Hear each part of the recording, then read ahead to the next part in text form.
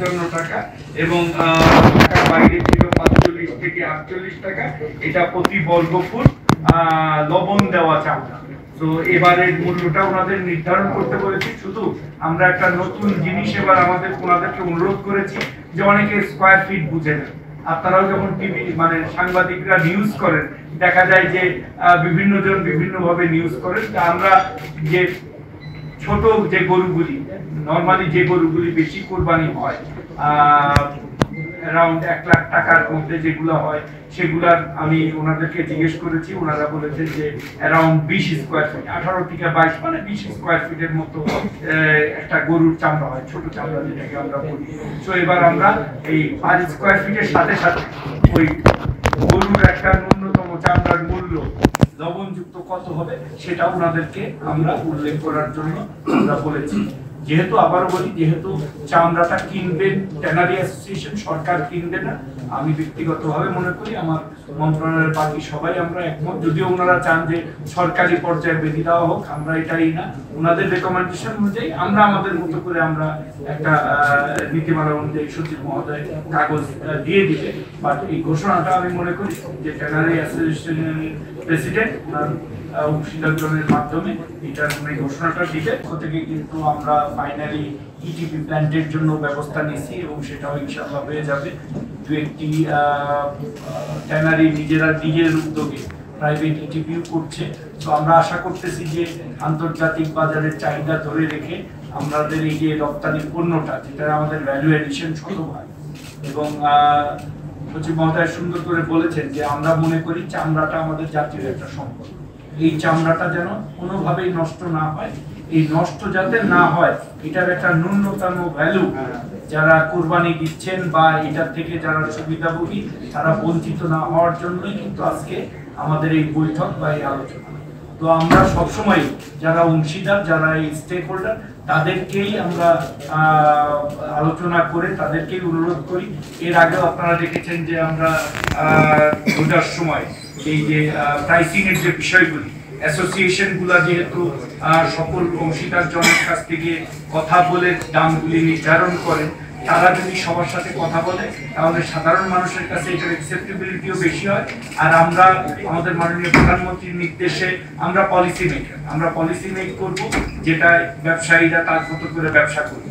যেহেতু এটা একটা ব্যবসায়িক সিদ্ধান্ত, চামড়াটা যদি আজকে সরকার কিনতো তাহলে সরকার নির্ধারণ করলে ঠিক ছিল, কিন্তু চামড়াটা কিনবে ট্যানারিয়ারা।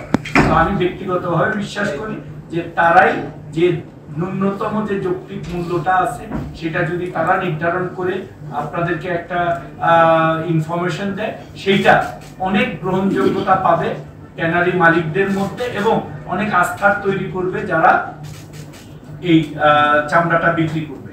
আমরা শুধু এবার বিশেষভাবে অনুরোধ করেছি যে আমাদের যারা একেবারে প্রান্তিক, বিশেষ করে একেবারে মফস্বল শহরগুলোতে বা গ্রামে যারা কোরবানি দেয়, তারা চামড়া সম্পর্কে তেমন ভালো জানেন না। যারা ঢাকার আশেপাশে তাদের নলেজটা অনেক বেশি থাকে। এবং এখানে মানে খুব ইম্পর্টেন্ট ব্যাপারটা হলো চামড়াটা কিভাবে একেবারে জব দেওয়ার পরে থেকে চামড়াটা কিভাবে গরুর মানে ইয়ের থেকে ছাড়াবে এবং তারপরে কত দ্রুত লবণ দিয়ে সংরক্ষণ করবে, চামড়ার দামটা আসলে কিন্তু তার উপরে নির্ভর করে। তো আমরা যে প্রাইস আমাদের ট্যানারি অ্যাসোসিয়েশন দিবে সেটা হলো একেবারে সবকিছু সঠিকভাবে হলে, একটা চামড়ায় যদি একটা পোঁচ লেগে যায় তখন কিন্তু আর চামড়ার সেই দামটা থাকে না। তো এই সবগুলা বিচার বিশ্লেষণ করে আমরা চেষ্টা করেছি যে অন্তত পক্ষে একটা ন্যূনতম যৌক্তিক মূল্য ঠিক করে দিতে। এবার লবণের উৎপাদন অত্যন্ত ভালো হয়েছে, তাদের মাধ্যমে আমরা করব। আপনাদের মাধ্যমে অনুরোধ করব, যেটা আমাদের ফিনিশ গুড লেটারের প্রেসিডেন্ট বলেছেন যে আমরা ইসলামী ফাউন্ডেশনের সাথে যে খুতবা দেওয়ার ব্যবস্থা করব। আমাদের বিপিসি আছে, তাদের মাধ্যমে মাদ্রাসার স্টুডেন্ট যারা কোরবানিটা দেয়, কোরবানি দেওয়া থেকে এই চামড়াটা গরু থেকে ছাড়ানো পর্যন্ত এবং সংরক্ষণ পর্যন্ত এই ব্যাপারে আমাদের ট্রেনিং প্রোগ্রাম চলতেছে, এটা চলতে থাকবে। আর আপনাদের মাধ্যমে আরেকটা জিনিস একটু করতে চাই, এবার আমরা মসজিদ মাদ্রাসা ভিত্তিক আপনারা যারা চামড়াটা ক্রয় করবেন বা সংরক্ষণ করবেন মসজিদ মাদ্রাসা ভিত্তিক করবেন, যে আমরা যেন তাদেরকে লবণ দিয়ে সহযোগিতা করতে পারি।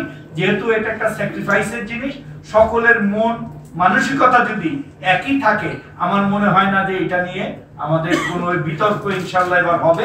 আমি ব্যক্তিগতভাবে মনে করি যে আমাদের এখানে আড়তদার মালিক সমিতি, tanners association, finish good leather association সবাই কিন্তু একটা ধর্মীয় চিন্তা থেকে এই সিদ্ধান্তগুলি কিন্তু আমরা নিয়েছি। আমরা কিন্তু ব্যবসায়িক চিন্তা থেকে কোনো সিদ্ধান্ত নেইনি, কোনো এই ফুলছেড়া বিশ্লেষণ, ট্যারিফ কমিশনের বিশ্লেষণের দৃষ্টিতে নেইনি। যে আমরা মনে করেছি যে এটা একটা মানে সরকারের সম্পদ, চামড়াটা এটা সংরক্ষণ করা আমাদের দরকার, এবং ভালো নিয়তে ভালো কাজ করলে হয়তো বা বছরের মাঝামাঝি বা শেষের দিকে চামড়ার দাম যদি ভালো হয় তাহলে এটাও তো একটা বেনিফিট হিসাবে আমরা পাবো আর কি।